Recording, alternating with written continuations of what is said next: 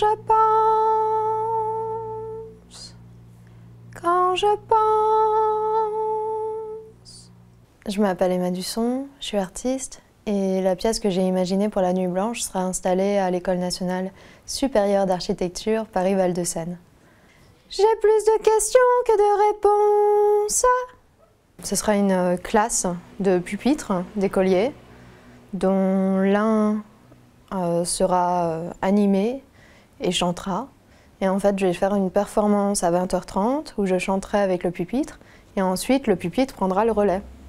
Et tous les pupitres seront illuminés et éclairera les visiteurs. Quand je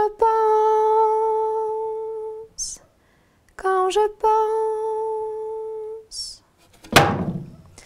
Pour moi, c'est très important que je performe toujours avant qu'un objet performe, parce que sinon, l'objet, il ne peut pas s'être imprégné du chant. Et en fait, l'objet, il prend le relais, il s'est imprégné, et donc il commence à chanter à lui aussi. J'avais envie de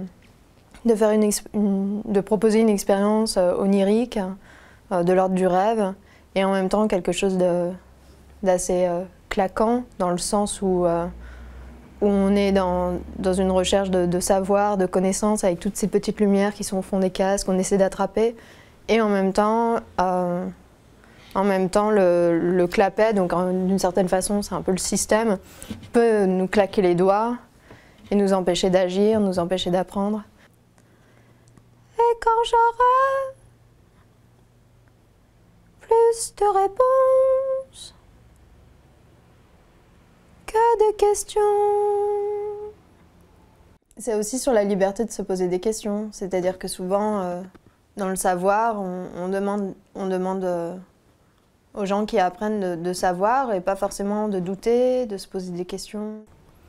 Peut-être serais-je prête à mourir, peut-être serais-je prête à mourir.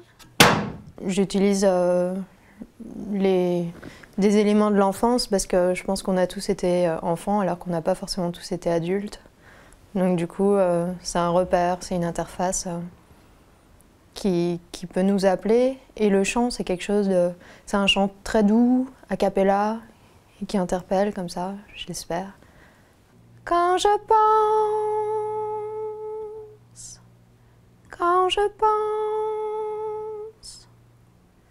j'ai plus de questions que de réponses.